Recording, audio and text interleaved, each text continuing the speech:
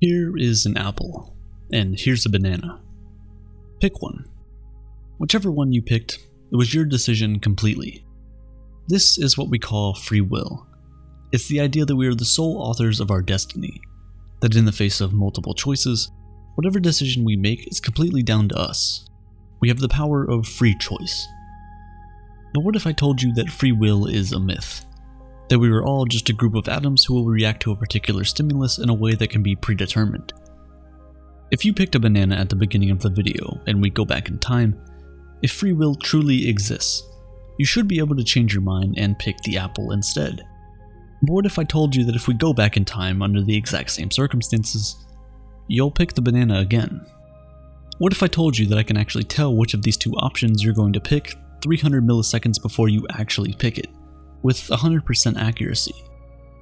In the 1980s, Benjamin Libet, a physiologist, used an EEG, an electroencephalogram, to show that you can read and tell that somebody is about to move, 300 milliseconds before they decide in their conscious mind to actually move.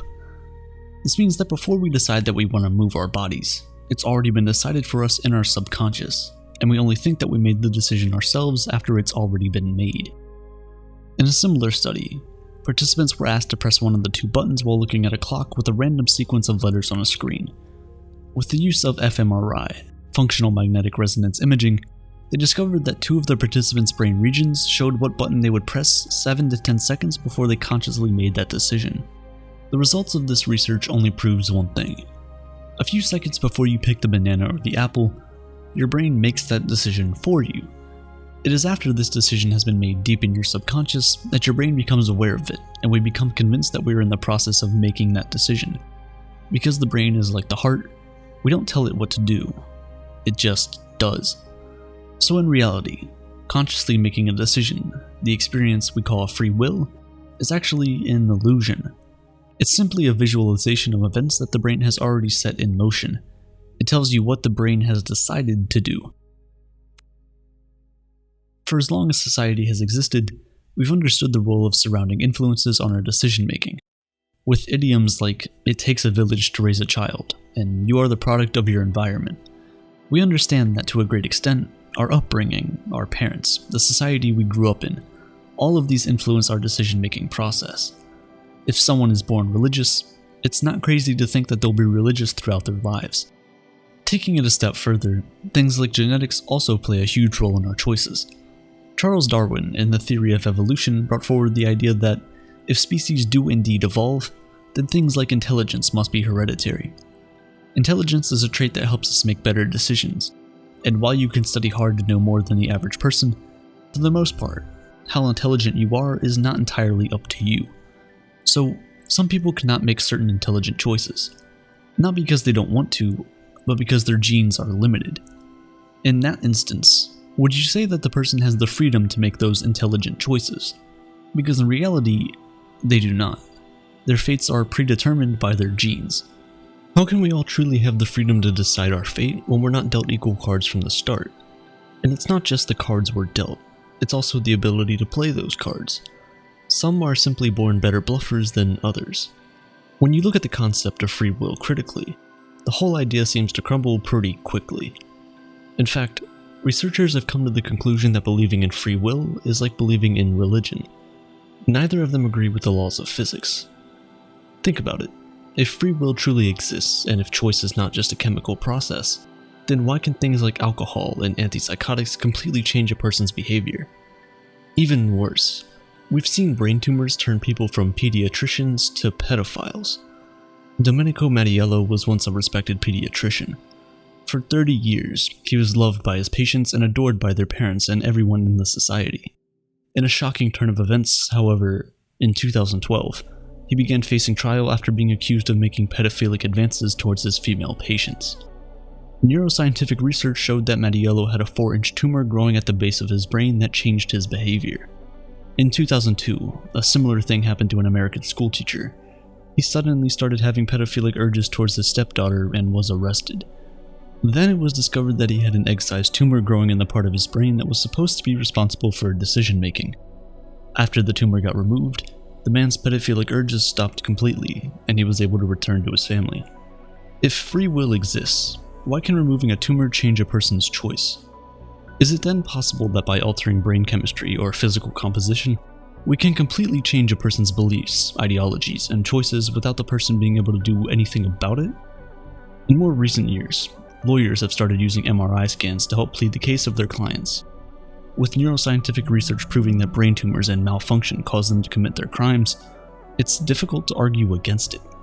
Because if they did not have the freedom to choose to do something else, then why would you give them the heaviest punishment for actions they could do nothing about?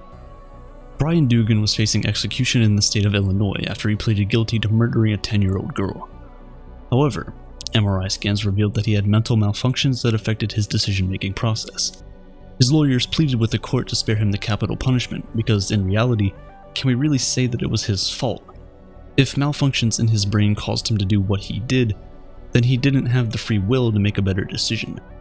While he was on death row, his case continued to get argued, and as a result, the state of Illinois abolished capital punishment.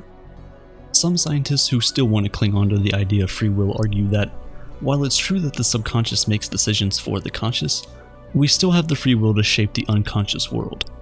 And on first glance, this makes a lot of sense. You can read a book and an idea gets into your subconscious. Then, in the face of a choice, the idea you've read floats back out of your subconscious, forming your conscious decision. However, there's a flaw in that idea. It's much like a paradox, because where then does the desire to change your subconscious by reading a book come from? Desire, much like choice, comes from the subconscious. So a conscious effort to shape your subconscious is actually a subconscious effort to change your subconscious. The biggest obstacle the idea of free will, or lack thereof, faces is morality. If morality is based on free will, and free will doesn't exist, then what happens to morality? What happens to every other man-made institution that has been designed around the idea of free will? When faced with questions like these, many people immediately fall into a trap of fatalism. Fatalism is the idea that we are completely powerless in the universe's game. People who think like this believe that since we are not completely in charge of our destiny, we're completely at its mercy. It's random and not up to us. Then they become a lot less happy and start slacking in their relationships. They stop trying to be good people or uphold any moral standards, and overall they start to have a lower sense of fulfillment in life. But we don't have to fall into that trap. The scientists who champion the idea of the absence of free will would rather explain it philosophically as determinism rather than fatalism. Determinism is the idea that all events are predetermined by existing causes, that everything that will happen can be explained through the clockwork laws of cause and effect. It doesn't mean that we're completely powerless and simply at the mercy of what's to come. It simply gives us a different way to look at everything that happens around us. According to the government of the United Kingdom, more than half the people in prison have a brain injury. Doesn't that tell a scary story? Understanding the true concept of free will help us realize that those people are no different from us. They're not worse humans, and many times, they're just there because of a combination of bad events that were totally out of their control. In the same way, with deterministic thinking, we would also show more humility when talking about our achievements because now we understand that we are simply a product of our past experiences. It helps us to have empathy for people who are not in a similar position as we are, and it helps us to reduce our sense of entitlement. If the people in higher positions in society do not attribute all their success to their personal efforts alone, they're more likely to do more for others. They're more likely to help and to give back to others, hoping they might be able to recreate the factors that help them succeed. If you're getting scared or confused right now, I totally get it. Even the scientists who have been studying this for decades have found it very disturbing. It's a difficult thing to wrap your head around because it goes against everything society is built around. Free will is the basis of our society. It's what determines who is right and who is wrong, who gets the praise and who deserves to be punished. It tells us that a man who killed another man deserves to spend the rest of his life in prison, and that someone who works hard deserves to live a good life. And that's the fear of spreading the absence of free will message. Many scientists believe that if enough people are aware of this idea, it could literally end society as we know it. Because why would someone else risk his life to save another person if after he's done it, people will only say, well, he didn't decide himself to do it, so he doesn't deserve any praise. The reality is, praise and punishment are two huge factors that help influence our decisions. So if we remove them from our society, we pave the way for fewer good deeds and much worse ones. It's a strange dilemma to be in.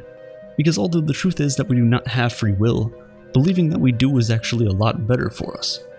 This is the concept of illusionism, that although free will is an illusion, it's one that we must keep up with, because faced with the choice between truth and good, it benefits the most of us to always choose good.